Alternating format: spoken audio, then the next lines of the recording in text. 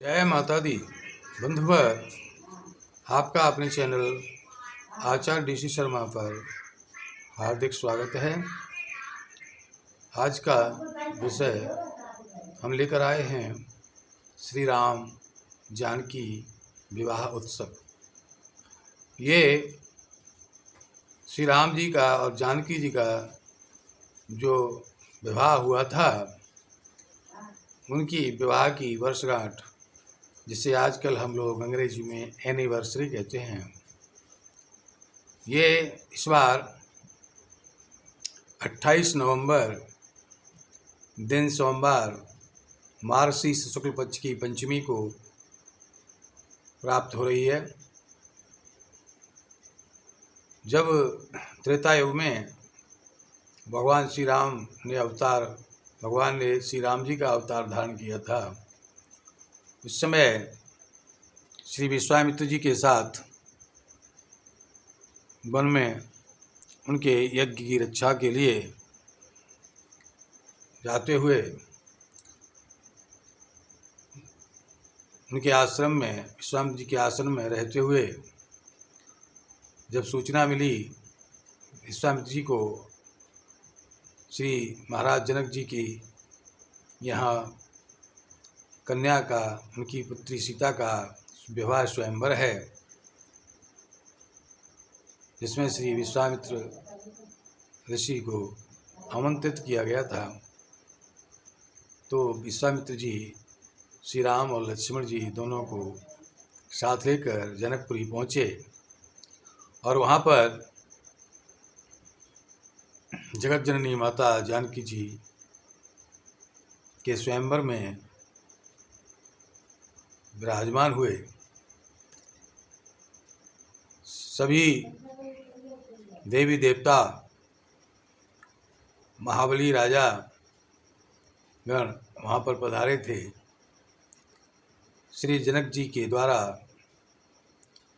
धनुष को उठाकर प्रत्यंचा चढ़ाने की जो शर्त रखी गई, उसे कोई पूरा नहीं कर सके।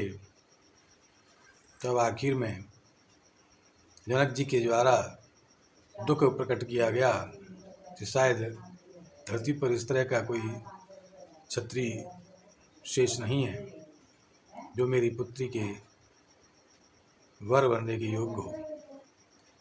तब विश्वामित्र जी ने शुभ समय को देखते हुए श्री राम जी को आज्ञा दी और इस प्रकार श्री राम जी ने गुरुवर को प्रणाम करके फिर धनुष को प्रणाम किया, क्योंकि वो भगवान शिव का धनुष था और उनके प्रिय इष्ट का धनुष था। तो इस प्रकार से धनुष का प्रत्यंचा चढ़ाने में ही टूट गया और भगवान श्री राम का सीता माता जानकी जी के साथ विवाह संपन्न होने की घोषणा हुई। उसके बाद श्री जनक जी द्वारा महाराज दशरथ जी को आमंत्रित किया गया, जो बारात लेकर वहाँ आए और ये विवाह कार्य पुनः मर्यादा के अनुसार, रीति रिवाज के अनुसार संपन्न कराया गया। तब से प्रतिवर्ष हम लोग सांसारिक प्राणी इन भगवान श्री राम के और जानकी जी के विवाह उत्सव को मनाते चले आ रहे हैं। इस विवाह कार्यक्रम में प्रातः स्नान ध्यान से निवृत्त होकर भगवान श्री राम और जानकी जी के चित्र के सामने बैठकर गंगा जल का पान करना चाहिए। उसके बाद अपने चारों तरफ गंगा जल छिड़क करके हाथ पर पुष्प और अक्षत लेकर भगवान श्री राम जानकी जी के विवाह कार्य की पूजा आदि करने का संकल्प करके करेंगे और संकल्प भगवान राम जी के, श्री राम माता जानकी जी के चरणों में रख देंगे। इसके बाद षोडशोपचार से या पंचोपचार से युगल मूर्ति राम सीता जी की विधिवत पूजा करेंगे। पूजा करके श्री सीतारामाभ्याम नमः, ओम श्री सीतारामाभ्याम नमः, श्री रामचंद्राय नमः, माँ सीतायाई नमः। इस तरह से इन मंत्रों का यथाशक्ति जाप करते हैं, करेंगे।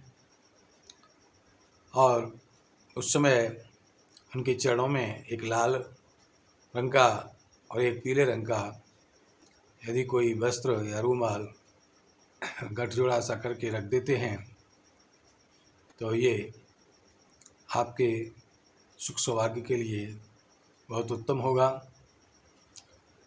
उनको ये गांठ लगा हुआ वस्त्र अर्पण करके रख देंगे। फिर आरती भोग आदि करके उनसे अपने वैवाहिक जीवन को सुखमय बनाने की प्रार्थना करेंगे। जिस प्रकार से माँ जानकी जी का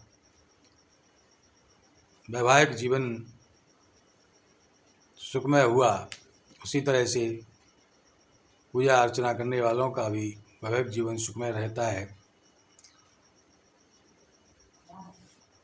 इसके बाद शाम को भी उसी प्रकार से पूजा अर्चना करके भगवान की आरती वगैरह करके पूजा भोग आदि द्रव्य भगवान को अर्पित करके उनको शयन कराएंगे। और उसके अगले दिन प्रातः काल अपनी नित्य की पूजा आदि करके उस गठजोड़े वाले वस्त्र को गांठ लगा हुआ ही उठा करके आप अपनी तिजोरी में रख लेंगे। जिससे पूरा एक वर्ष जो है आपका सुख शांति पूर्वक व्यतीत हो, ऐसी कामना के साथ उसे रखेंगे तो निश्चय ही वैवाहिक जीवन आपका सुखमय हो सकता है। इस प्रकार से हमारा प्रोग्राम आप नियमित पाने के लिए हमारे चैनल को कृपया सब्सक्राइब करें, लाइक करें, शेयर करें। और किसी भी प्रकार की समस्या समाधान के लिए निःशुल्क परामर्श के लिए हमारा फ़ोन नंबर 8630379775 नोट करें। जय माता दी। धन्यवाद।